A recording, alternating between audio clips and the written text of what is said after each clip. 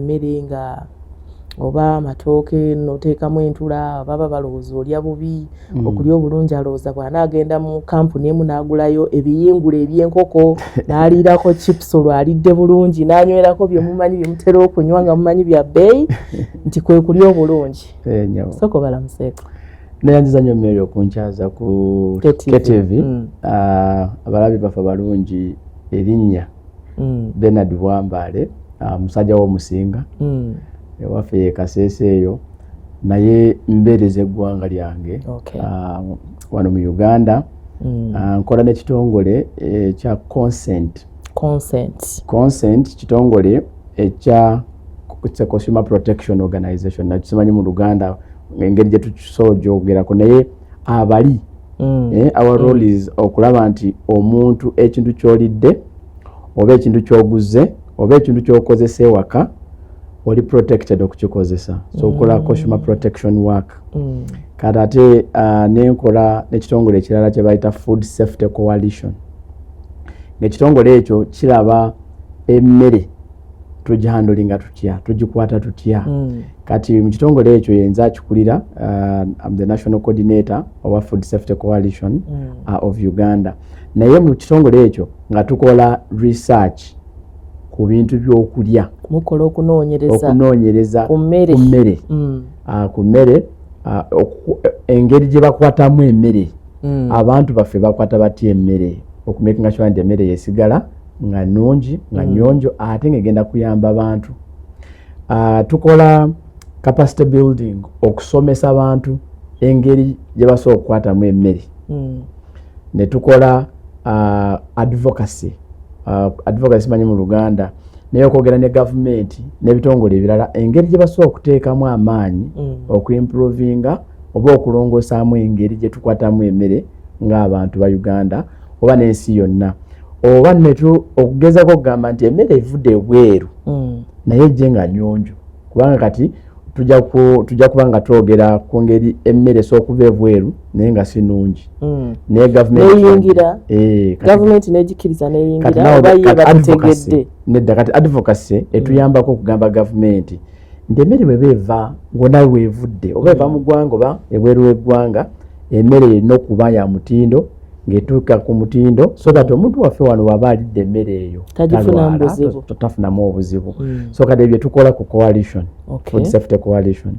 Era olunaku lwa leero nja kuba nsharinga nammwe ensonga enkulu ezikwata ku mmere.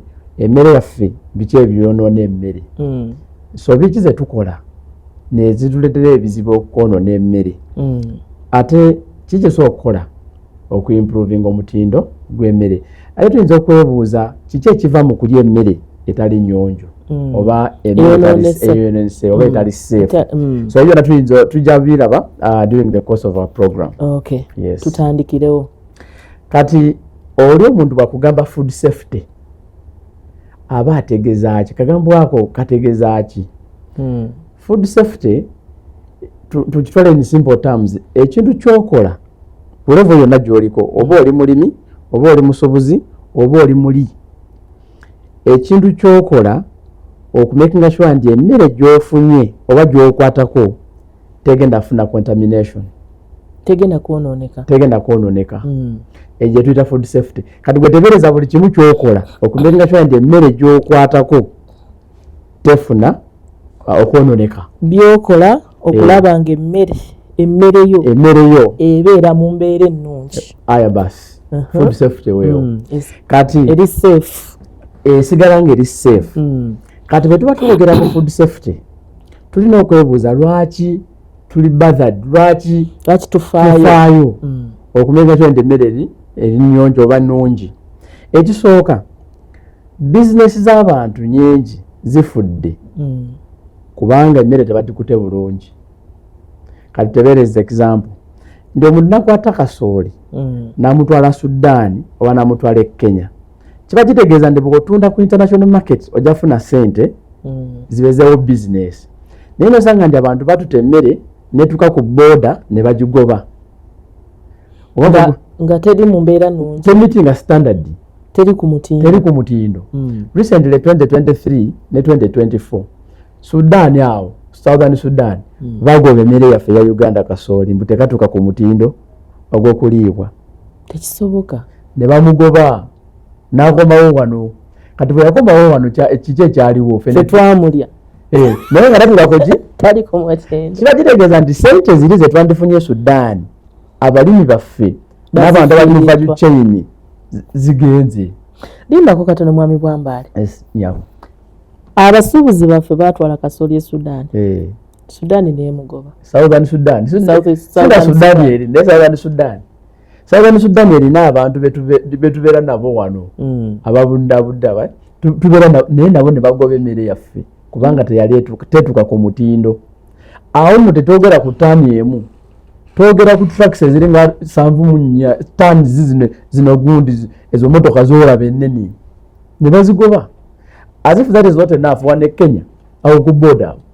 Baba ne bagoba ttaani zaffe eza kasooli ne bamugoba wano. Kati bw'ototolinga ssente ezo zetuluzinga tuli mu buwumbi si mukadde tuli mu buwumbi bwa ssente ne bagana omutwala kubanga tatuuka ku ki ku mutindo ogw'okuliibwa. Kati omutindo ogwo gwe guliwa musaalasi tulina akagambo ke bayita aflatoxin ngenda kwogerako mpolampola mu Luganda.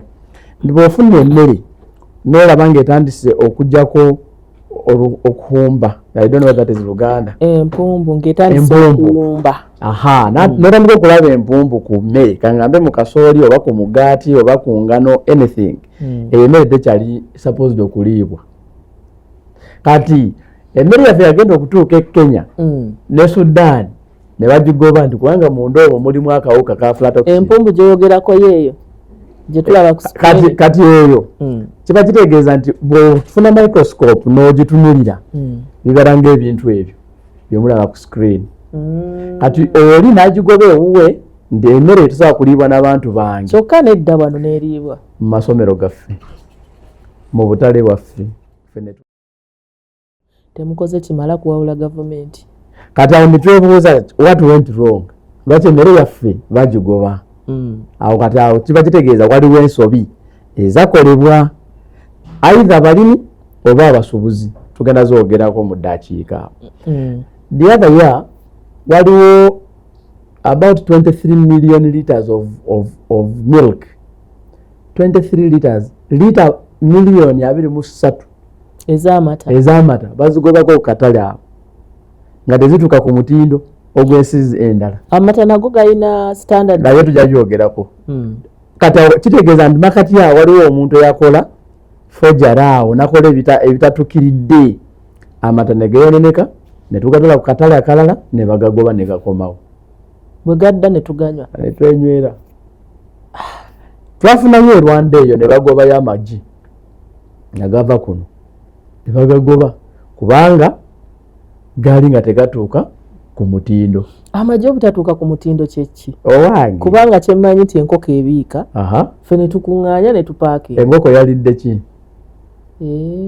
Kati enkoko bw'erya emmere naye emmere yali contaminated, amagi n'ennyama ebivaamu nabyo bibeera contaminated.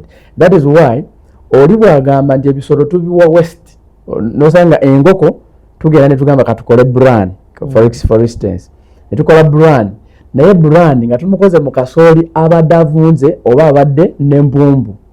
Kati bwe tuwa kasooli oyo ne tumuwa enkoko ezo bwe zireyinga amagi oba ennyama yazo naye byononeka ne bifuna akantu kali kenjogeddeko ka aflatoxin.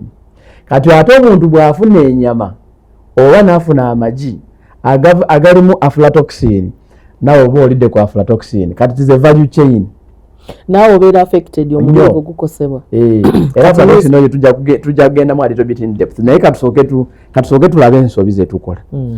Bwe tuba twogera ku food safety biki ebyonoona emmere so biki ze tukola.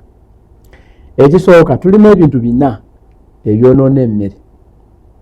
Kati mu luzungu tulina ke tuyita physical hazards. Kati ebintu byolaba mu mmere n'amaaso go n'obiraba naye nga tebiri supposed okuba mu mmere. Ekyokulabirako n'obeera awo n'osanga nti ndaba wali emmere eri mu kaveera.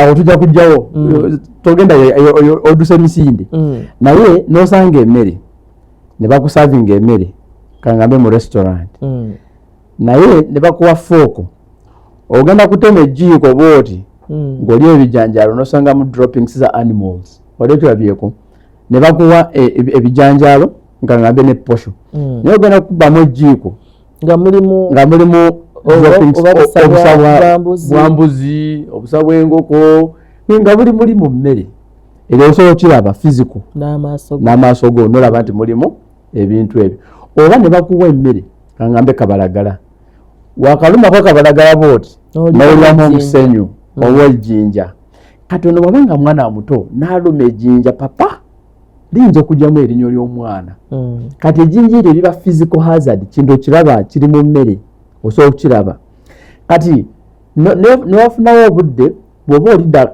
kabalagala n'oliramu omusenyu n'enjala ng'ekuluma naye waliwo abantu tasobola okubeyaringa okulya omusenyu kabalagala nga yakaguze nusu z'olukumi oba 5 n'asuula wali kubanga awulira tasobola kalya obuzibu awo buba bwavuddewo obudde yakola aidha eyakola muwogo ayinza okuba nga okumukaliza ku ttaka oba namukaliza ku koolaasi namukaliza ku kifo ekirimu dust so ebyo nekigenda nekituukira ddala ku value chain omuntu agenda akirya n'okisanga nga kiri mu kawunga oba tuyinza okusanga omuntu n'afumba emmere ennungi naye n'osangamu beads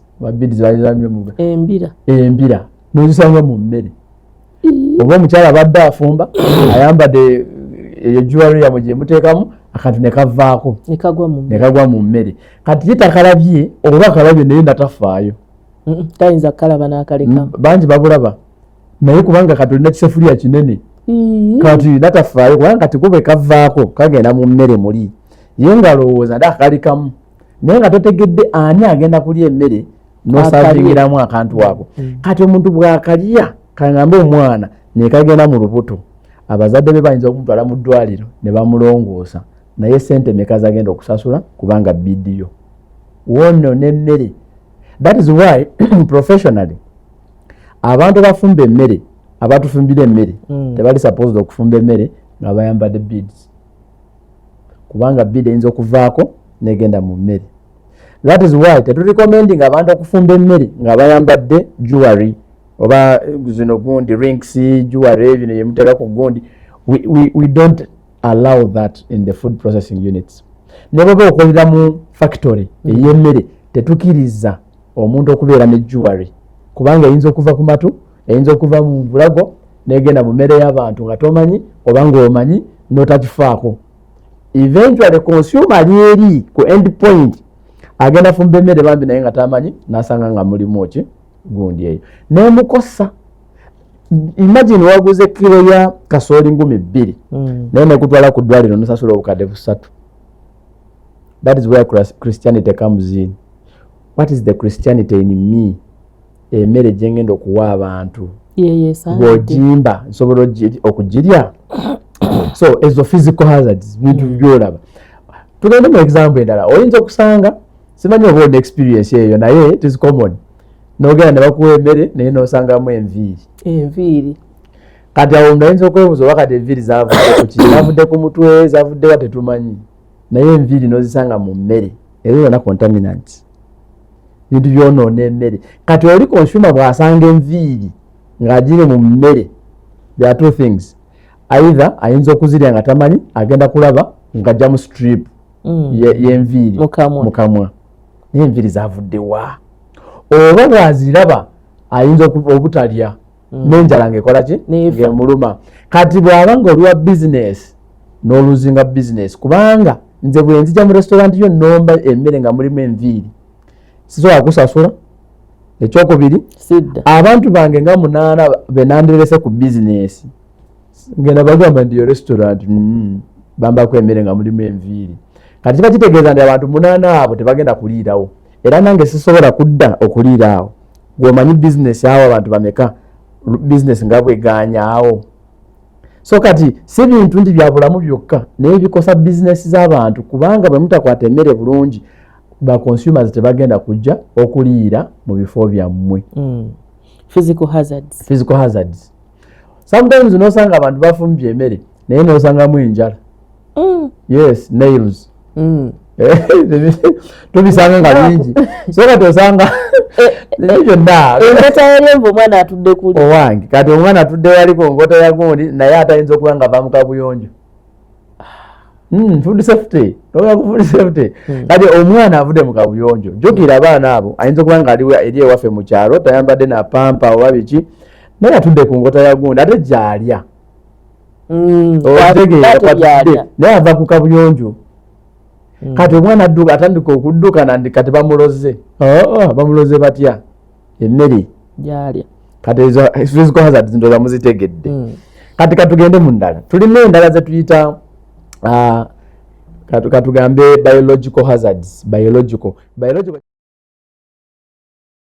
ogenda mu mmere emmere neyoyoneka, those are called kale tugenda mwami Bwambale katuwumulemu tugenda kudda ng'otubuulira biological hazards. Kyemanyi physical tetuzimazeeyo tujja kuba tubuildinga tugenda kuwumulamu katoke emmere eno okwonooneka ate n'ebeera ya bulabe eri obulamu bwaffe ne tujjamu endwadde ezitoogerekeka. Tuli ne mwami Bwambale mukugu nnyo mu by'emmere akyagenda mu maaso n'otulambululira we tuviiridde we tuwumuliddemu ng'atubuulidde ebyo ebirabikako by'osobola okulaba n'amaaso go ensobi zo zetukola mu mmere ng'osobola okiraba n'amaaso go bakujjulidde emmere erimu enviiri olidde tugeze paani alimu ettaka kwegamba bwe bityo naye tebimalikayo naye abadde abitunnyonnyoddeko. Tulabyeko ne ku mwana atudde ku nkota y'amenvu ate nga gennyini gaalya obuyonjo bwe tebumanyiddwa naye ng'olusi omuzadde nga tafuddeeyo. Tugeze mu kuwumulamu wotugamba ku biological hazards. Zo badde otandise nga tetunnaba zitegeera obadde otegeeza ki? Kati hazards kyekinsobi kati bulinga obulabe oba ensobi. Kati biological hazards akagambo biological kategeeza bulamu. Kati bwe tuba twogera ku biological hazards tutegeeza nti nosanga ng'olina emmere naye nga mulimu obuwuka obulina obulamu obukozinga ebizibu. Obuwuka mwe buli naye bulamu naye nga bulamu. Kati ngambe bacteria bacteria zimanyi mu Luganda naye obuwuka obuleeta endwadde ne bubeera mu mmere naye nga tebuli supposed okubeeramu. Kati nosanga viruses bacteria fungus biri mu mmere yaffe naye nga tebuli supposed okubaamu naye tugifumba ne bifa. Kati katutandikira awo mu kufumba. Oyo omwana omulabye abadde ku kafaananyi kaffe abadde atudde ku nkota y'amenvu ng'ate bwagalya ayinza okuba nga yakava mu kabuyonjo. Kati byonna byafulumya nga mulimu obuwuka obwo. Kati ye atudde ku ngota y'amenvu naye ate gaalya. Kiba kitegeeza nti kawuka singa kabadde mu bubi buli kali ku menvu kati ye atandise okukola ki? Okukazza ate munda. Kati bwe kamulwaza omuzadde ye tategera agamba nti omwana wange yawadde ekidduukano naye kumbe ekidduukano kyavudde ku ki? Ku bubi buli. Kati ezo tuba twogera ku biological hazards zaawo. Ndi kati ne tusanga abantu bannange kambawo examples emuliratingako n'ogenda mu restaurant n'osanga abaana batufumbira emmere batusavinga ayambadde bulungi nnyo apron agitaddeko bulungi nasooka n'agenda mu kabuyonjo okweyamba ng'ayambadde apron n'agenda nayo kati n'akomawo nayo kati tomanyi byajja eri kati n'akuweereza emmere kati as if it is not even enough abamu ku bo ayinza okufuna apron eyo n'asooka n'akaza esowaani. Abafumbi abo mu restaurant nabo tubamanyi agenda kuweereza emmere naye esowaani eriko amazzi n'agamba wange kasooke njikaze n'afuna apron gyambadde n'agiyisaako akaza esowaani naye apron eyo yagenze nayo wa as if that is not enough gegenda we Kampala sibatiisa naye mbagamba reality gyetuyambeko okulongosa engeri okukwatamu emmere. Genda awo mu kibuga abakyala bano abasetula emmere oba amenvu oba ki nobasanga nga basetudde. Abakazi abo bambi batuyamba nnyo emmere bagireeta kumpi n'abantu naye bw'omubuuza nti emmere eno bagitegeseewa oyinza okusanga nga yavudde waka ne saaka yonna ey'emicungwa oba saaka yonna eya menvu akakutiya konna kati nabo twabategedde abamu ku bo si bonna naye abamu ku bo nti omuntu ayinza okuva eyo gy'ava mu disitulikiti ye najje n'emmere nnyingi mapapaali oba ffenne oba ki kati bwe batuuka wano nga balina okunoonya ne batundamu katono pieces kati eri kakutiya yakataddewa akateekawa awo nno ngali mu kudduka ne KCCA temulaba kati abamu ku bo bagenda ne bateeka emmere eyo mu ttooyi ezo public toilets z'olaba n'osanga kutiya z'emmere nga ziriwo mu toilets kati ye bw'amala okutunda kano akagundi ng'addayo wali nakola rifiiru narifiiringa najja olwo ono security guy nga muwaddeyo ekyetaano oba 2,000 amulindireko ki amukumireko emmere ye kati bwe nga muli bantu 5 asikali abantu bafunyeyo 1,000 naye emmere y'abantu eriwa eri mu toilet kati ne bajja nga barifiiringa nga babakola ki kati obuwuka obuli mu toilet buyinza okugenda ku mmere nerwaza abantu kati katobe tutunule ekifaananyi ekyo abasajja abatuwa emmere ku kkubo abatuwa emmere ku kkubo lunaku lulamba omuntu asitudde gonja engoko n'enyama biki ava ku motoka eno n'agenda kweri kati mu eya muba mu mpewo mulimu obuwuka bungi obugenda nga bugenda kuki ku mmere eyo kati omusabaze n'agula emmere ku ddinisa ly'emmotoka n'alya naye emmere eyo nga yabadde ku kagundi ako for 4 hours okuva ku makya that is why bw'oba ogenda ewaffe ekaseese eyo oyinza okuva e Kampala n'otuuka e Mubende nga tewali aseesemye mugenda okuva e Mubende okweyongerayo abantu batandika okusesema kubanga wadde stop over abantu ne bagula emmere abantu batandika okusesema mu bbaasi bw'oba ogenda mu east kyekimu bw'ogenda ali Namawojjolo baweya n'osanga kyekimu bw'oba ogenda ku Mbarara road still ojja kusange so emmere obuwuka buyinza okugenda mu mmere eyo kubanga tetugikute bulungi the principle is easy bw'oba otunda emmere ku kkubo tulina n'ekiragiro standard nti emmere gy'otunda erina okuba nga eri mu kagiraasi so that empewo bwejjawo omuyaga oba bakuli netayingira ku mmere kati waliwo n'ensobi endala zetukola abantu ababeera mu bbaasi tutambula mu bbaasi n'olaba omusajja ng'oyo aleese emmere ye n'olaba omusabaze n'akwatako n'akwata mwalabo n'agiteeka ne ku sikiini alabe nga teyokya nazzaako tetumanyi gye wavudde obadde okwatakwata ku byuma ebiri mu bbaasi ku ntebe bw'obuza abantu handishake yafuka handishake bw'okwata mu nviiri bw'okwata wa bweweetakula kati n'okwata ku gonja kano nga katono n'okazaawo kati oli gayi takaza ku muliro ye avaawo toguze n'agenda ku bbaasi endala innocent consumer ali mu bbaasi endala n'agula bakakwatiridde n'alya agenda tuuka wali obuwuka obwavudde kwono ne bwavudde kwoli ne bwavudde kwono n'abusanga kuli ye n'ameketa dakika ntono nnyo n'atandika okusesema n'atandika okuwulira olubuto olumusiiwa biological hazards bwe zijja waliwo biological hazards endala zetufuna mu mmere directly kaŋŋambe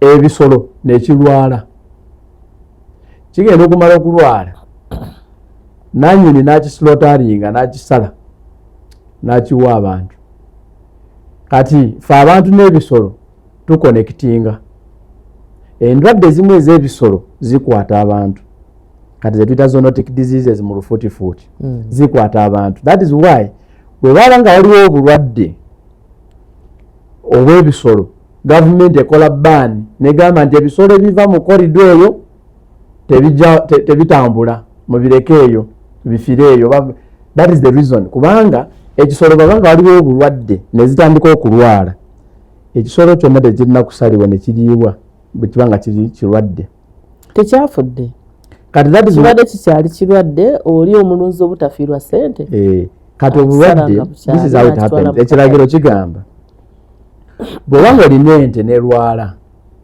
n'ogiteeka ku ddagala ne batandika ogikuba empiso ne batandika okukola ki toli supposed okugikama abantu ne banywa amata ago tolina okugisala abantu ne balya ennyama kubanga ekisolo ekyo obulwadde bwe kirina buyinza okuba nga buli infectious nga busobola okukuta n'abantu. So omuntu bw'asala ekisolo nga kirwadde n'okireeta mu bbuca n'okiwa abantu kiba kitegeeza nti there is a risk abantu abalidde ku nnyama eyo okulwala obulwadde obubadde eri ku nte obubadde buluma ekisolo. Kyekimu n'amata. So amata n'ennyama.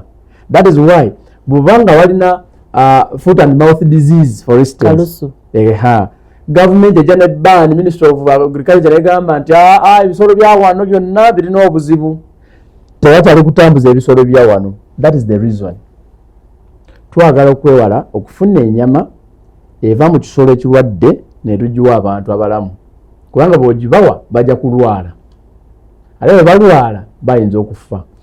Ku nsonga y'enkwata y'emmere complaints nyingi nnyo ku nnyama, ku mata, nsobi ki ezikolebwa eziviirako ebintu ebyo butaba safe ng'ogyeko ekyokuba nti ekisolo kibadde kirwadde? Kati kasooke nkutwale mu chemical hazards ejja kwansalinga ekibuuzo ekyo. Kati biological ziweddeyo.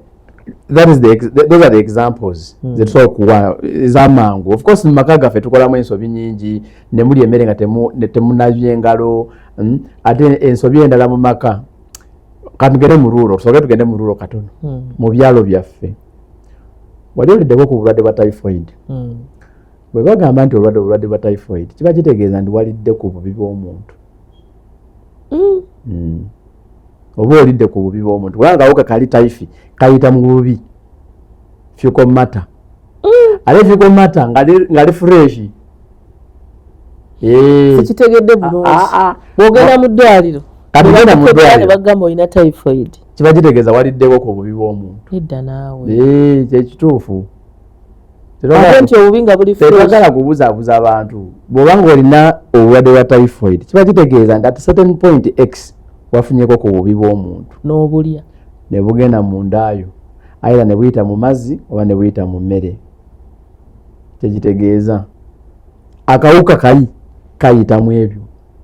Kati kiba kitegeeza nti abantu baffe mu rulo ne mu homes zaffe bagala ne bafuna amazzi ag'okunaaba engalo nga tugenda okulya ne bagateeka mu bbawe oba mu sefuliya. Kati tata w'abaana n'ajja nanabira mu sefuliya, n'omwana nanabira mu sefuliya, ne maama nanabira mu sefuliya, n'omugenyi nanabira mu sefuliya. Nga banaabiramu bwe batera nga bayiwa ate teri mu gundi yaffe tuyiwa bateeka amazzi mu sefuliya ffenna ne tutandika okukola ki okunaabira omwo. Kati daddi bw'aba yavudde ku ka trading center nga yagenze mu toilet n'ajjayo byajjayo, n'omwana nga badde ku ssomero wali ogenze ku masomero n'osanga paintings za fecal matter ku gundi. Kati oyo omwana bw'abanga ya paintings ekisenge kiba kitegeeza nti obubi buno ffenna tubugabanako. Naye abantu family yonna erwadde abagenderedde okunaaba. Bagenderedde okunaaba kweyonja abiriza bakya. Kati nno waliwo ebizibu bingi ninako mwami bwambale bateeka amazzi mu kataasi. Mu kataasi mwago gennyini taata bwasooka n'anaaba, maama najja naye n'anaaba mwago gennyini. Communities tulina okuyamba eggwanga lino.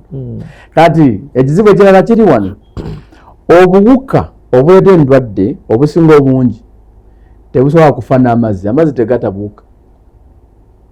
Tunaabira bwereere. In fact amazzi gayinza okusapootinga obuwuka okukula kubanga nabo obuwuka obwo bwetaaga amazzi. Ekintu ekita obuwuka ye sabbuuni. That is why tukozesa sabbuuni. Omugaso gwa sabbuuni gwakuta obuwuka obuli ku ngalo. Naye kati gwe wali n'obuzabuza ng'ogenda kunaaba engalo ogenda olye naye n'oraninga amazzi n'onaaba, even if it is running water n'onaaba engalo naye nga tekuli sabbuuni, you have just promoted obuwuka. That is why mu kigenderere genda kusinga ewuwo, funa amazzi onaabe engalo nga tekuli sabbuuni. You may not see the dirt. Naye tebako oti sabbuuni ojja kulaba ekko nevaako litandika okuvaako. Kitegeeza nti sabbuuni alijjeeko. Kati mu bino bimwekoza mbu onabye engalo n'okolaba oti abamu bakwata mbukwasi n'otusemba mu promotinga buuka okula. So that is why okunaaba engalo just it is a very good action okutangira endwadde eziva ku mmere kubanga obuwuka oba obusse mu sabbuuni. So to promoting and please bw'oba ogenda kunaaba engalo use clean running water with soap. That is the message. Running yoba otegeeza ki bagende kugaba mu ddumo nedda funa kataasako teeka wano kati funa kajerikani oba kadomola oba jjaaga oba kikopo omuntu akunyweko ki amazzi nga bwe gagenda wansi kati awo muleeta ebizibu ebirala. Nina sabbuuni nina akataasa kalimu amazzi neneeteekako sabbuuni nennaabira muno kati obukyafu bubadde otadde muli kati obuza ku ngalo. That is the simple logic. Kubanga kati lwaki onabidde wano amazzi gavudde wano mulimu obukyafu kati ate bwe lwaki ogakwatamu mala nemmansa bwe nti kati so ezo zonna zireetera biological hazards ezo zenkugamba. Running water, clean running water with soap. Olina okukozesa amazzi agatukula naye nga gawaninga oba gali ku taapu oba gali ku kidomola oba ku kajjaaga oba ku kikopo naye nga gawaninga naye with sabbuuni oba nga teriiko obadde ng'agamba nti engalo zange zino zikaze kantegeko tuziziweweere tonabye engalo ate ne musala zituna ne process y'okwoza engalo. Abantu bangi mulikozesa sabbuuni muli mu rush muno mulimu obuwuka eno wonna abantu balina obudde obulowoza ebeera ddakiika emu yokka tewera. Ku musayansi ebeera etya kati bw'oba ogenda kunaba jjukira mu covid twabayigiriza ebintu bino netugamba nti sooka ofune amazzi wet the hands kubanga sabbuuni tesobola kugendako nga biri dry kubanga mbalaba abamu n'ofuna sabbuuni nosooka n'omuteeka ku dry hands. Tubikola nnyo bannange muswaza bannange sooka ofune amazzi wet the hands. Funa amazzi njiwe ku ngalo zitobe. Bwe zimala okutoba kati funa sabbuuni nsiigeko kubanga kati bw'osiigako engalo zitobye sabbuuni etandika okukola latha n'otandika okulaba ebyovu naye bw'obanga totaddeeko kabeera ng'asiiga paint ku gundi takwatako kati wali sooka owetinge hands. Bw'omala okuwetinga hands sooka okole bw'oti then otandika okukola kubanga eno wonna waliwo obukyafu. So bw'oba omaze eno n'ojja n'eno. It is a whole process of it's about 150 something seconds. Twali tugamba nti bw'oba oyoza engalo olina okuba ng'obala 1 2 3 1 2 bw'otuukira emirundi ng'esatu oba omaze era bw'olaba amazzi nga gavaako olaba obukyafu nga buva wali ku ngalo kwennyini n'olaba amazzi n'engalo ne ziba soft. Simanyi oba wali ng'onabye n'owulira engalo nga ziri light kubanga onabye bulungi naye mu maka gaffe abasinga obungi tetunaba ngalo tuli mu kubuzaabuza naye tugenda kulya. What is taking at least 5 or 10 seconds ng'oyoza engalo si bino n'ogenda abantu bangi tetunaba ngalo bambi. Waliwo n'abalina eŋŋombo nti baamala kulya ne balyoka banaaba mu ngalo. Kati abo nabo mubategeera nabo gye bali. By the way lwaki onabye engalo ng'omaze okulya? Lwaki naaba nga sinnalya? Ojja obuwuka ku ngalo so that emmere gy'olya esigale yonna nga olidde safe food. Ngeri safe. Lwaki naaba nga mmaze? Obukyafu obubudde ku mmere obuggyeko so that otambula mu bantu ne bonasi y'emmere. That is why you are washing the hands. In fact okunaaba engalo ng'omaze okulya bintu bibiri. Oyagala kujjako emmere esigadde ku ngalo n'okujjako okuwunya kw'ennyama. Bw'eba nnyama oba fish oba bijanjaalo. That is all you are doing. Naye wali at the start oli mukuta obuwuka obuli ku ngalo zo tebugenda ku mmere gy'ogenda okulya. Kati biological hazards. Kati tutandike ku chemical hazards. Tulina gye tuyita chemical hazards ebiragalalagala ebyo chemicals nti emmere ng'ebadde nungi naye n'oteekamu chemical ate nga nteekamu zaaki nga nze ziteekamu. Tutandike ng'okimanyira amasomero gakozesa paraffin okukuma ebijanjaalo gatya ngalowooza nti bw'ateekamu parafini obuwuka tebugenda okulumba bijanjaalo, n'afunayo amafuta n'agateeka mu bijanjaalo ebiri mu sitoowa. Kituufu parafini ayambako? Anti obuwuka bwe buwulira gundi okuwunya tebusobola kugendamu. Kale ate ne bifumbibwa ne biweebwa abaana. Awo wali obuzibu. Kati bw'ogenda mu masomero ago n'obuuza ba directors nti ebijanjaalo by'abaana mukozesa ki okubikuuma? Tulinawo gundi kapa, tulinayo naye tukola etya? Andi kati balowooza ejja kulya emmesi ezandibadde zitabuulibwa. Kati n'osanga nti kati abamu nga balina parafini bateeka mu bijanjaalo ebyo ndi babikuume, naye bo balina sayansi waabwe omulala, naye sayansi waabwe oyo nga si mutuufu. Balowooza nti abaana baffe bwe bagenda ku masomero abalenzi bali mu stages eza adolescence, kati okukontrolinga libido levels zaabwe bali balowooza parafini ejja kukola omulimu ogwo, which is wrong science. Ndi abaana baffe abawala ndi bwe batuuka eri ku adolescent stage bayinza okugenda mu hysteria, kati bwe bawa kadoozi ka parafini hysteria tegenda kujja. So kati bo ne bagikozesa as if bamanaginga sexuality y'abaana abali mu somero, okontrolinga libido levels ne biki. That is the reason they give, which is wrong science. Kati gwe tebereza omwana ali mu P4 bulijjo alyesowaani 2 ez'ebijanjaalo, naye ebijanjaalo ebyo nga mulimu ki parafini. Njagala oteberezaawo tekemu akafaananyi omwana wo n'amala emyezi 3 bulijjo nga lyasowaani 2 buli lunaku nga lyasowaani 2 ez'ebijanjaalo ebyo, emisana n'ekiro, langi ne sapa. Parafini gwali mu kulya mu bijanjaalo, n'amala emyezi 3, n'addayo emyezi emirala 3, n'addayo emyezi 9 omwana w'omuntu ng'omuliisa parafini.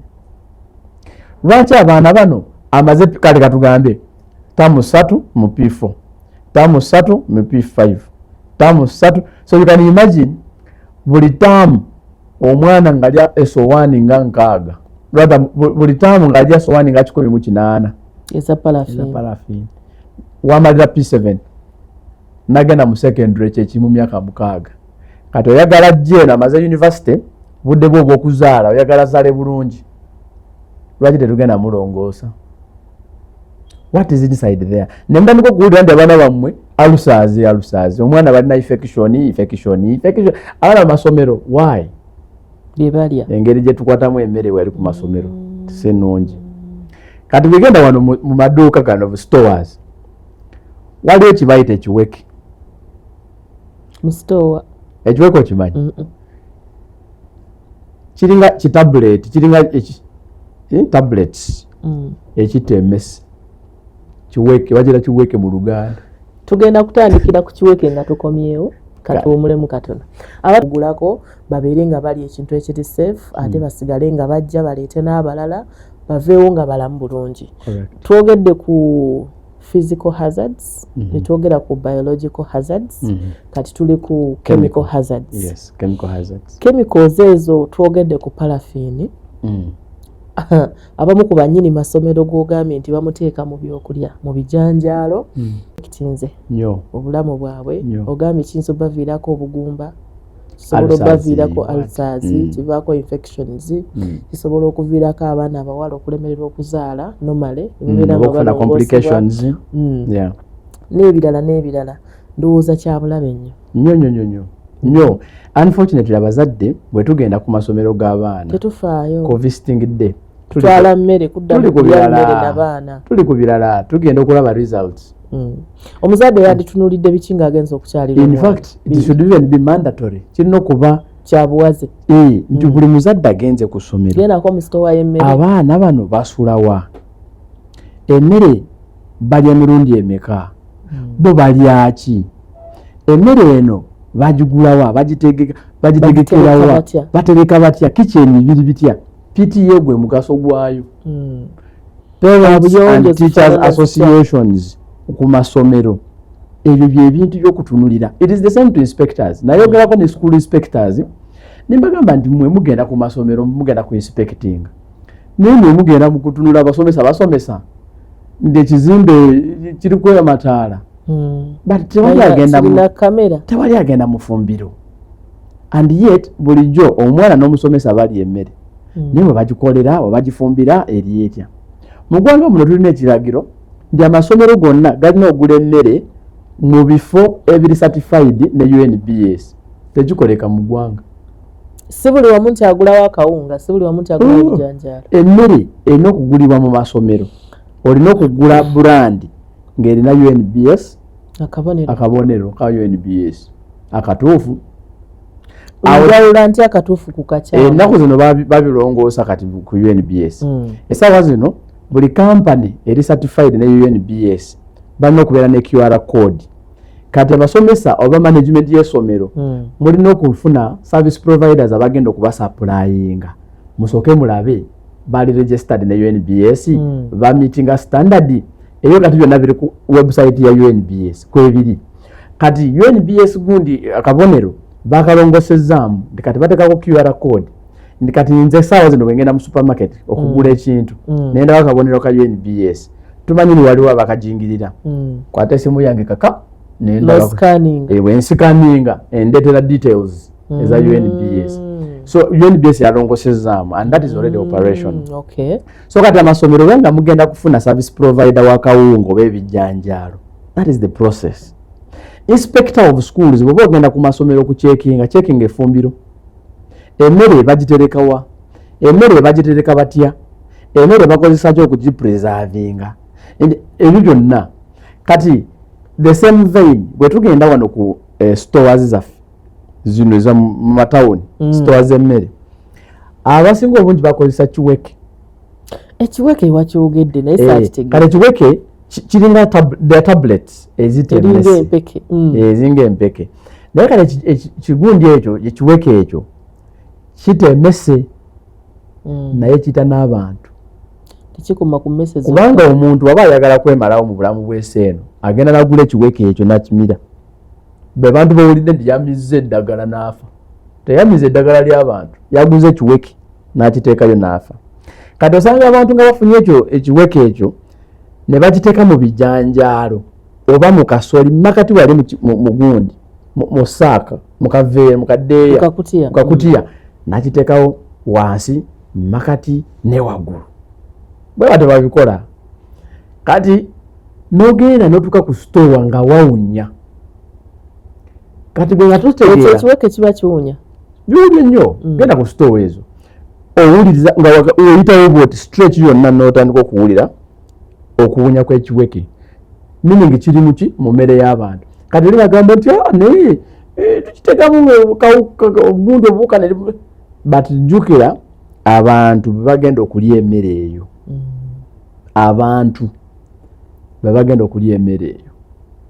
So okukwata emmere ne tuteekamu obutwa kyendiko ate ng'ogenda kumala ogiguza abantu bagirye nawe nga kwoli nabo bamala ne babirya.